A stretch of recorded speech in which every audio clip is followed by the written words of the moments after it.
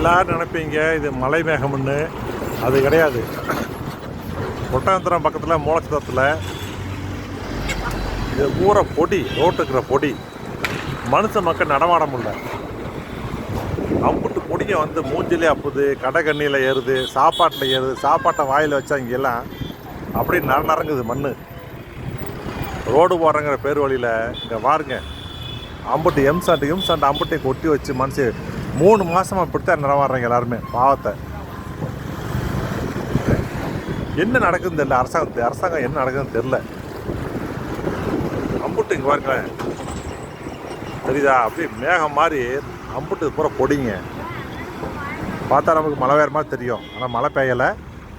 அம்புட்டு பொடிங்க, அப்படியே அள்ளி சூறாவளி மாதிரி. ஒரு வண்டி வாசி போக போக சூறாவளி மாதிரி இந்த பொடி வந்து கண்ணுலேயே அப்புது. யார் போக முடில வர முடில தெரில.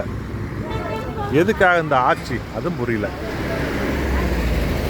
கேட்டால் நம்ம அப்பா சொல்கிறாரு, நம்மளை மாதிரி ஆட்சி செய்யறதுக்கு ஆளே இல்லை, அடுத்து நான் 26 நம்ம தான் வருவோம் அப்படின்றாரு.